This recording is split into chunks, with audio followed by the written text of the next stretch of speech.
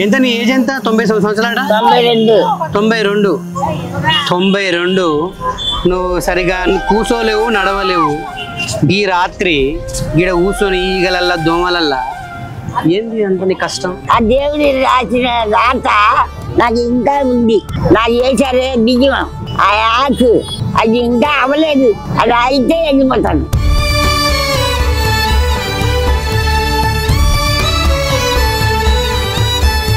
ఇన్న తింటారు, ఇన్న పంటారు. మీకు కష్టం అనిపిస్తలే ఇప్పుడు దోమలలో ఈగల ఇట్లా పండుకోవడం? కష్టమే మరి, ఏం చేస్తాము?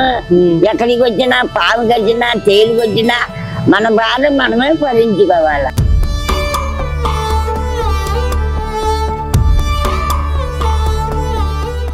నీకు ఆయుష్ బాగానే ఉంది. 92 సంవత్సరాలు అంటే మేము బతం.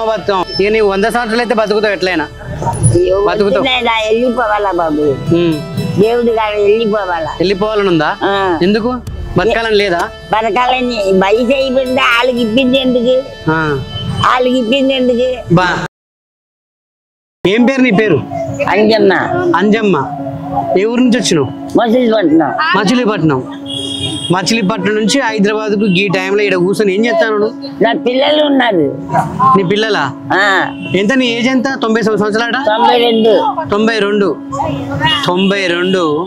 నువ్వు సరిగా కూసోలేవు, నడవలేవు. ఈ రాత్రి గిడ కూర్చొని ఈగలల్లా దోమలల్లా ఏంది అంత నీ కష్టం? నా కష్టం అంటే నా పిల్లలు ఇక్కడ వచ్చేసారు కదా, అక్కడ ఇంటికాడ ఉంటే ఎవరు పెడతారు? నా పిల్లలు ఉంటే నాకు అన్నం పెట్టారు కదా అని వచ్చాను. మరి నువ్వు వయసులో ఉన్నప్పుడు ఏం పని చేస్తుండే? నేనా కూలి పని చేస్తాను. ఏమేం పని? ఊడికి వెళ్తాను, కోతకి వెళ్తాను, ఏ పని అయినా చేసుకుంటా, కాగితాలు ఎదుర్కొంటాను.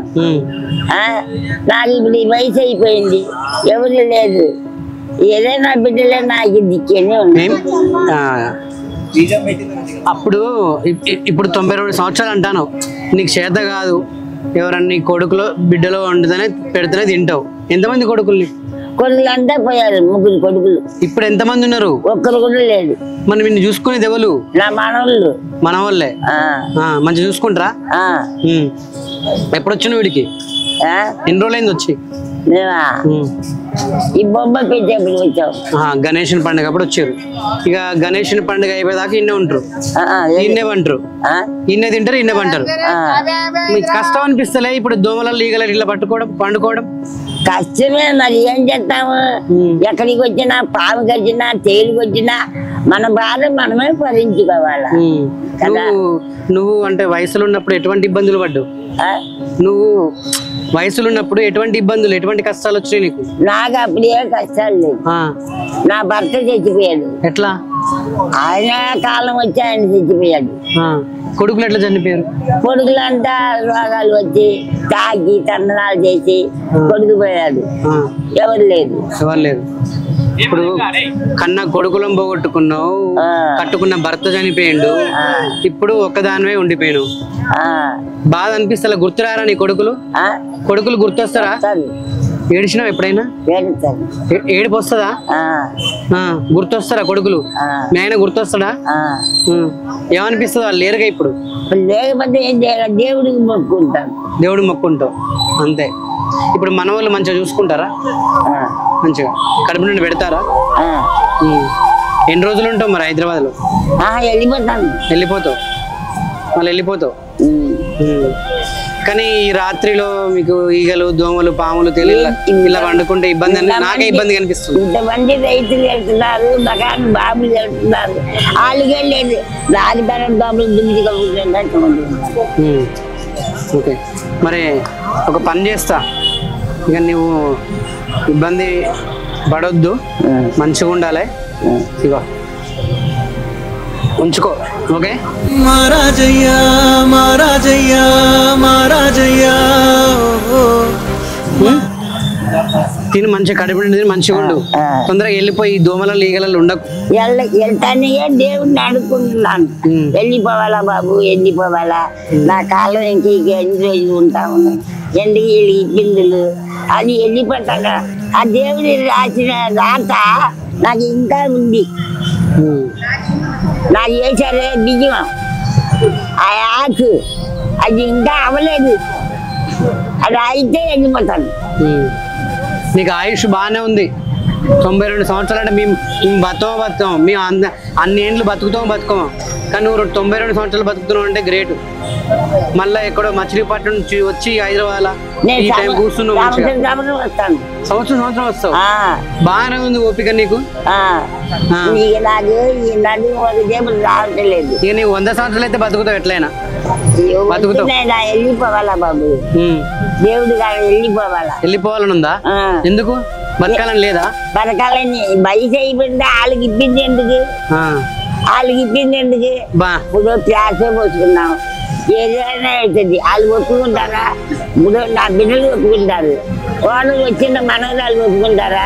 ఒప్పుకోండి కదా. కానీ గొప్ప మనసు, వాళ్ళని ఇబ్బంది పట్టొద్దు, నేను చచ్చిపోవాలంటాను, తొందరగా దేవుడు తీసుకుపోవాలంటాను. నేను దేవుడిని రోజు మొక్కుకుంటాను. సమ్మక్క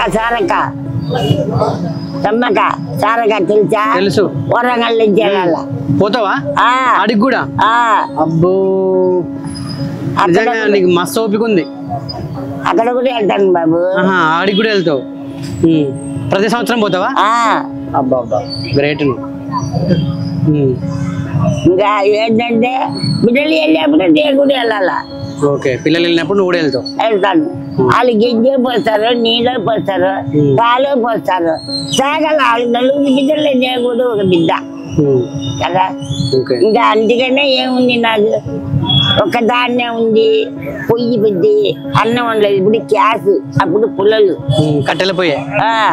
ఇప్పుడు గ్యాస్, ఆ గ్యాస్ పెట్టలేను, తెలీదు. నీలాంటి అమ్మలు అయ్యలు పక్కింటి వాళ్ళు ఉన్నారా, వాళ్ళు పెడతారు. ఎందుకు ఆ కూడు తినాలని వెళ్ళిపోతారు. సరే, మంచిగుండు, ఆరోగ్యంగా ఇంకా 10 సంవత్సరాలు బతకాలని బాబు. వద్దు బాబు,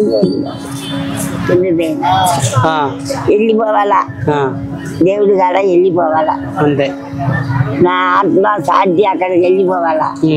వాళ్ళకి ఇబ్బంది పెట్టకూడదు, వాళ్ళకి కష్టాలు పెట్టకూడదు. ఇప్పుడు బిడ్డలు నాదు, వచ్చిన వాళ్ళు నా వాళ్ళ అవుతారా? అంతేలే, వెళ్ళిపోతాను బాబు. ఓకే, వచ్చే సంవత్సరం కలుద్దాం. మళ్ళీ వచ్చే సంవత్సరం కలుద్దాం. ఇక్కడనే కలుద్దాం. వస్తాను. మళ్ళీ వచ్చి నీకు ఇట్లా డబ్బులు ఇస్తాను. వస్తాను. ఓకేనా? వచ్చానైనా. నీ పేరు మర్చిపోయినా. నీ పేరు అంజమ్మ. ఈ గుర్తు పెట్టుకుంటా, అంజమ్మ. ఓకేనా? మంచిగా ఉండు. Okay, right. నేను చచ్చిపోతే వస్తా. ఎక్కడికి? మీ ఇంటికి వస్తా. మీ ఫోన్ నెంబర్ తీసుకుంటా. రావద్దా? నేను వస్తా. ఓకేనా? ఓకే.